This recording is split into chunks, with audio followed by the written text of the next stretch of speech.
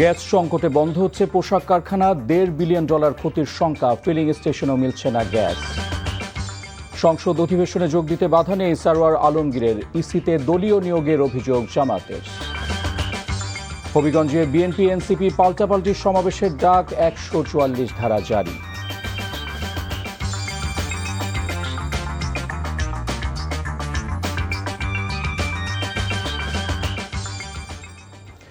আসসালামু আলাইকুম, মোহাম্মদ ইফতেখার স্বাগত জানাচ্ছি এনটিভির দুপুরের খবরে।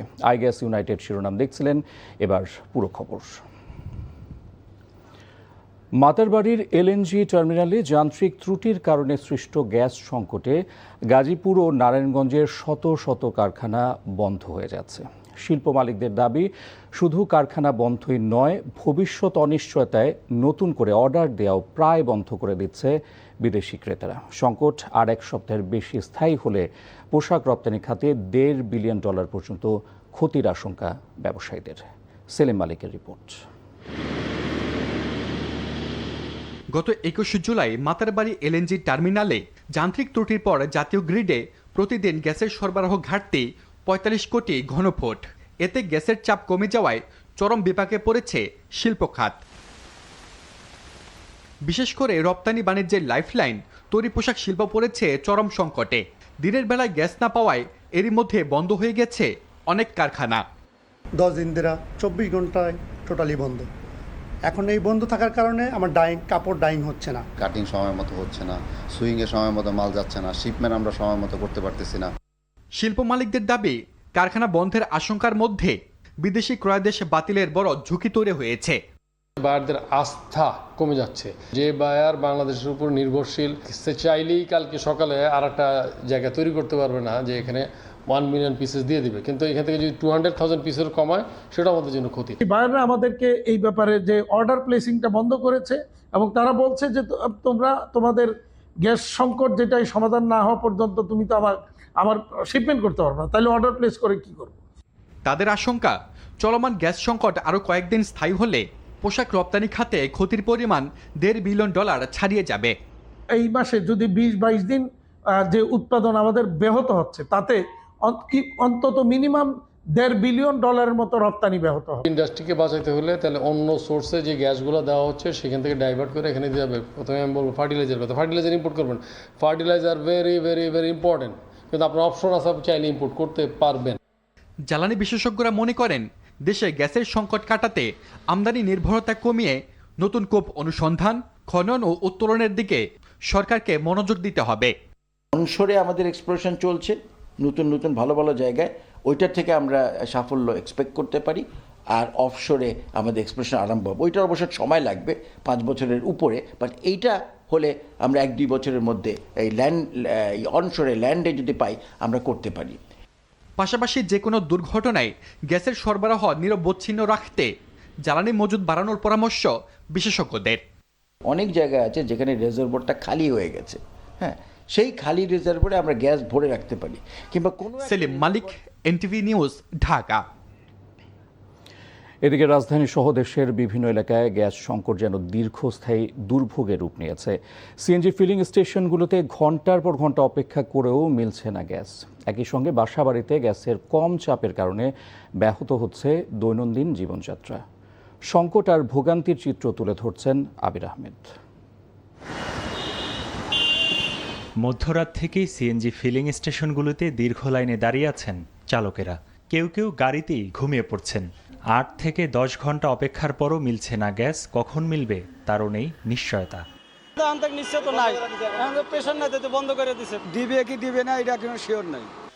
সংকটের কারণে কোথাও সীমিত পরিমাণে গ্যাস পাওয়া যাচ্ছে, আবার কোথাও সরবরাহই বন্ধ। কালকে রাতকে লইছি 60 টাকা হয়েছে, এক ক্যাব লই আছি, আর গ্যাস নাই। 3-4 ঘন্টা পরে 50 টাকা 60 টাকার গ্যাস পাওয়া যায়। 1 ঘন্টা গাড়ি চলে আবার বসে থাকি। ফিলিং স্টেশন কর্তৃপক্ষ বলছে, গ্যাসের পর্যাপ্ত সরবরাহ না পেলে পরিস্থিতি দ্রুত উন্নতিরও সম্ভাবনা দেখছেন না তারা। বর্তমান যে সিজন চলতেছে আমাদের করার কিছু নাই, কারণ লাইনে গ্যাস নাই। লাইনে গ্যাস থাকলে সেটা আমরা গ্যাস দিব। আধা ঘন্টা চালাইলে আমাদের প্রেশার 70-এ নেমে যায়, যার কারণে আধা ঘন্টা চালানোর পরে আবার 3 ঘন্টা প্রেশার উঠাইতে হয়।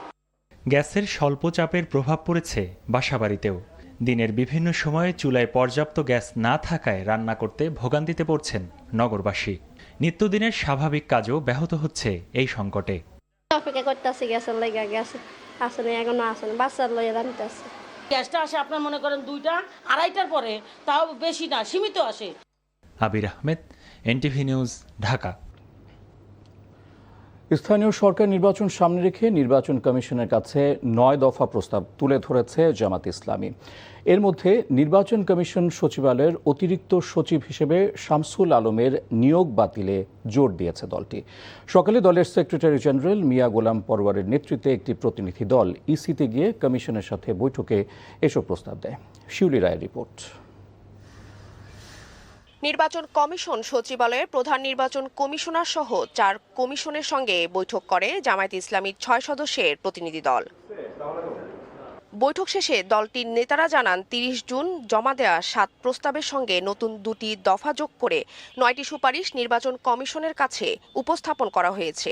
আলোচনায় বিশেষ গুরুত্ব পায় 4টি বিষয়। দলটির অভিযোগ, নির্বাচন কমিশন সচিবালয়ে অতিরিক্ত সচিব হিসেবে শামসুল আলমের চুক্তিভিত্তিক নিয়োগ কমিশনের নিরপেক্ষতা নিয়ে প্রশ্ন তৈরি করতে পারে। এই রাজনৈতিক নিয়োগকে বাতিল করতে হবে, তা না হলে আমরা এটা পরিষ্কার বুঝতে পারছি যে স্থানীয় সরকার নির্বাচন আসন্ন হয়, ক্ষমতাসীন দলের একটা গুরুত্বপূর্ণ নীতি নির্ধারণী জায়গায় যিনি রাজনৈতিক দায়িত্ব পালন করেছেন, এরকম একজন ব্যক্তিকে ইলেকশন কমিশনের মতো একটা সাংবিধানিক বডিতে অতিরিক্ত সচিব পদে নিয়োগ দেওয়ার মধ্যে আজ্ঞাবহ থেকে তিনি যেন সরকারি দলের লোকদেরকে নির্বাচনে বিজয়ী করে নিয়ে আসতে পারেন, সেই ফাংশনটা উনি যেন এখানে বসে করতে পারেন, সেই তৎপরতার জন্যই তাকে এখানে স্পেশালি অ্যাসাইন করে এখানে অ্যাপয়েন্টমেন্ট দেওয়া হয়েছে। বৈঠকে স্থানীয় সরকার নির্বাচনে এমপিভুক্ত শিক্ষকদের অযোগ্য ঘোষণার সুপারিশও বিরোধিতা করে দলটি। এছাড়া কার্যক্রম নিষিদ্ধ রাজনৈতিক দলের পোস্টধারীদের নির্বাচনে অংশগ্রহণের সুযোগ না রাখা এবং রাজনৈতিক বিবেচনায় নিয়োগপ্রাপ্ত সিটি কর্পোরেশন, জেলা পরিষদ সহ বিভিন্ন প্রতিষ্ঠানের প্রশাসকদের স্থানীয় সরকার নির্বাচনে প্রার্থী হওয়ার উপর বিধিনিষেধ আরোপ করেছে জামাত। যে ব্যক্তি রাজনৈতিক দলের কোনো পোর্টফোলিও, কোনো পোস্ট হোল্ড করবেন, তিনি যদি কোনো রাজনৈতিক দলের নেতৃত্বে থাকা অবস্থায় কোনো নির্বাচনে অংশ নেন, that is on kind of election politics, that is on kind of politics. তো কথা হচ্ছে, রাজনীতির নিষিদ্ধ থাকলে ব্যক্তি যেহেতু রাজনীতি করে, ব্যক্তির নির্বাচন করাটাও একটা রাজনীতি। ফলে পদ পদবীধারী নিষিদ্ধ দলের কোনো ব্যক্তির নির্বাচনে অংশগ্রহণকেও অযোগ্য এবং নিষিদ্ধ করতে হবে। জামাত জানায়, সাতক্ষীরা 4 আসনের এমপি গাজী নজরুল ইসলামকে দল থেকে বহিষ্কারের পর তার সংসদ সদস্য পদ বহাল থাকবে কিনা তা আইনি বিষয়। শিউলি রায়, এনটিভি নিউজ, ঢাকা। এ বিষয়ে জানতে এখন যাচ্ছি হবিগঞ্জে, সেখান থেকে সরাসরি যুক্ত হচ্ছেন সহকর্মী সেলিম মিয়া। সেলিম, যেমনটি বলছিলাম, হবিগঞ্জে 144 ধারা জারি করা হয়েছে। বিকেলে তো এনসিপি ও ছাত্রদল কর্মসূচি দিয়েছে, কি অবস্থা দেখছেন সেখানে?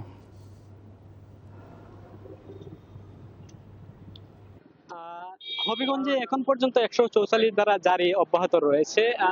সকাল থেকেই আমরা হবিগঞ্জের বিভিন্ন স্থানে প্রদক্ষিণ করছি এবং দেখছি যে হবিগঞ্জের বিভিন্ন পয়েন্টে পুলিশ মোতায়েন রয়েছে। এদিকে ছাত্র দলের যে কর্মসূচি ঘোষণা করা হয়েছিল 144 ধারা জারি করার পরে, সেটি ছাত্র দলের পক্ষ থেকে আমরা ছাত্র দলের সভাপতি শাহ রাজীব আহমেদ রিঙ্গনের সাথে কথা বলেছি। তারা বলছেন যে আইনের, প্রশাসনের যে আইন জারি করেছে সেই আইনের প্রতি শ্রদ্ধা রেখেই তারা তাদের কর্মসূচি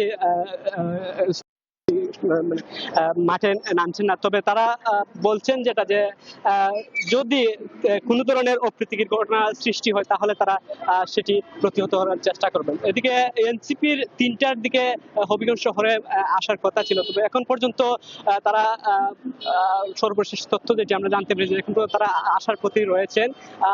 3টার পরে আসলে বোঝা যাবে যে হবিগঞ্জে প্রবেশ করতে পারেন কিনা। তো এখন পর্যন্ত পরিস্থিতি স্বাভাবিক রয়েছে, তবে কিছুটা উত্তপ্ত বিরাজ করছে, মুড়ে মুড়ে পুলিশ মোতায়েন রয়েছে। তো যদি হবিগঞ্জ 3টার দিকে যে কর্মসূচি রয়েছে সেটি যদি অব্যাহত থাকে, তখন আসলে পরিস্থিতি কিছুটা উত্তপ্ত হবে বলে আশা করছেন স্থানীয়রা। তো এই ছিল আমার কাছ থেকে হবিগঞ্জের সর্বশেষ। জানছিলাম হবিগঞ্জে 144 ধারা জারির খবর।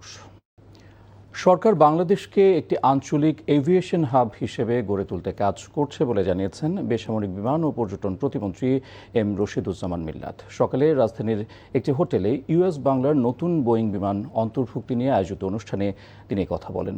প্রতিমন্ত্রী বলেন, এভিয়েশন মাস্টার প্ল্যান প্রণয়ন এবং বগুড়ায় একটি পাইলট প্রশিক্ষণ একাডেমি প্রতিষ্ঠার উদ্যোগ নেওয়া হয়েছে। তিনি আরও বলেন, হযরত শাহজালাল আন্তর্জাতিক বিমানবন্দরের তৃতীয় টার্মিনাল চালু হলে বছরে প্রায় 2,40,00,000 যাত্রীকে সেবা দেওয়া সম্ভব হবে। প্রতিমন্ত্রী বলেন, বিমান বাংলাদেশ এয়ারলাইন্সে 14টি নতুন বোয়িং উড়োজাহাজ যুক্ত হচ্ছে, যার ফলে বিমান চলাচল আরও গতিশীল হবে। মাদকাসক্ত ও অন্য অপরাধে বন্দীদের জন্য চালু হচ্ছে বিশেষায়িত বিশেষ 4টি কারাগার। বন্দীদের সমাজের মূলধারায় ফেরাতে কারিগরি ও কর্মসংস্থানমূলক প্রশিক্ষণ এবং খাবারের মান উন্নয়ন ও নারী ও শিশুদের জন্য বিশেষ সুবিধা চালু করতে যাচ্ছে কর্তৃপক্ষ। গড়ে তোলা হচ্ছে ক্যাশলেস কারা ব্যবস্থা, চালু হচ্ছে ডিজিটাল ই প্রিজন সার্ভিস ও ই প্রিজন ম্যানেজমেন্ট সিস্টেম সহ বন্দী সংশোধন কল্যাণধর্মী নানা পদক্ষেপ। আরও জানাচ্ছেন জাহিদুর রহমান। গাজীপুরের কাশিমপুর কেন্দ্রীয় কারাগারে বন্দীরা নিজেরাই তৈরি করছেন সাবান। এতে একদিকে যেমন কর্মসংস্থান হচ্ছে, তেমনি নিজেদের তৈরি সাবান দিয়ে চাহিদা মিটছে কারা কর্তৃপক্ষের। অন্যদিকে ঢাকার কেরানীগঞ্জ কেন্দ্রীয় কারাগারে আগে বন্দীরা দৈনিক গড়ে 10 থেকে 12,000 রুটি বানাতেন। এখন অত্যাধুনিক স্বয়ংক্রিয় মেশিনে তৈরি হচ্ছে রুটি।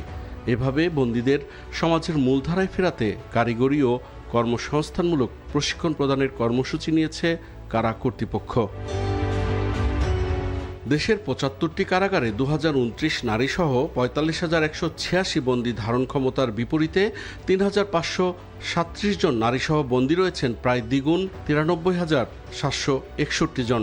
তার উপর ডিভিশনপ্রাপ্ত ভিআইপি বন্দীদের নানা আবদারে রীতিমতো অতিষ্ঠ কারা কর্তৃপক্ষ। যেখানে আগে আমার 100 জন লোক কাজ করতো, এখন 5 জন লোক কিন্তু এই কাজটা করতে পারছে এবং এটা ঘন্টায় প্রায় 1200 থেকে 1500 রুটি আমাদেরকে ডেলিভার করছে। আমাদের সেকেন্ড মেশিনটাও ঢাকা কারাগারে চলে আসবে আশা করি আগামী কয়েকদিনের মধ্যে, এবং আসলে আমি আশা করি যে পুরো ঢাকা সেন্ট্রাল জেলে একটা কোয়ালিটি রুটি আমরা তাদেরকে দিতে পারবো। কারাগারে বর্তমানে 76 নারীসহ মৃত্যুদণ্ডপ্রাপ্ত কয়েদি রয়েছেন 2,577 জন। উল্লেখ করার মতো তথ্য হচ্ছে, স্বাধীনতার পর কোনো নারী কয়েদির এখন পর্যন্ত মৃত্যুদণ্ড কার্যকর হয়নি। এছাড়া 306 জন নারীসহ যাবজ্জীবন সাজাপ্রাপ্ত কয়েদি রয়েছেন 6,472 জন। আর কোনো অপরাধ না করেই নিষ্পাপ 158 মেয়ে শিশুসহ 323 শিশু রয়েছে কারাগারের অন্ধকার প্রকোষ্ঠে।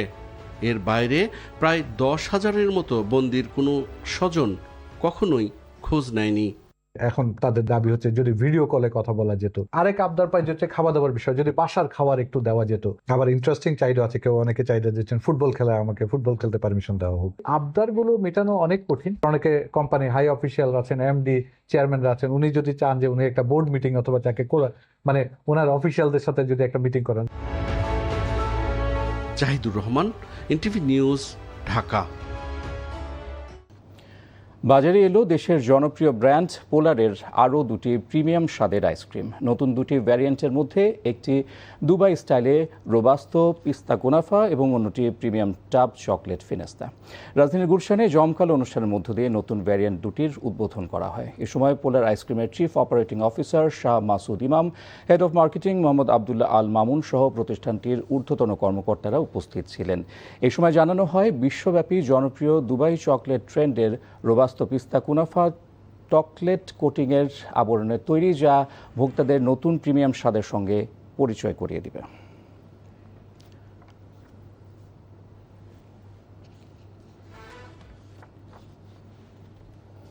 খবর শেষ করছি, যাবার আগে আইগ্যাস ইউনাইটেড শিরোনামগুলো জানিয়ে দিব আরও একবার। গ্যাস সংকটে বন্ধ হচ্ছে পোশাক কারখানা, $1.5 বিলিয়ন ক্ষতির শঙ্কা, ফিলিং স্টেশনে ঘন্টার পর ঘন্টা অপেক্ষা। সংসদ অধিবেশনে যোগ দিতে বাধা নেই সরওয়ার আলমগীরের, ইসিতে শামসুল আলমের নিয়োগ বাতিলের দাবি জামাতের। হবিগঞ্জে বিএনপি এনসিপি পাল্টাপাল্টি সমাবেশের ডাক, 144 ধারা জারি। এই ছিল দুপুরের খবরে। এই খবরের ভিডিও সহ আপডেট জানতে ভিজিট করুন NTV অনলাইন www.ntvbt.com। এছাড়াও এনটিভির জনপ্রিয় সব অনুষ্ঠান ও খবরের আপডেট জানতে ভিজিট করুন আমাদের ইউটিউব ও ভেরিফাইড ফেসবুক পেজ। 5টায় দেশের খবর দেখার আমন্ত্রণ রইল। ধন্যবাদ সবাইকে।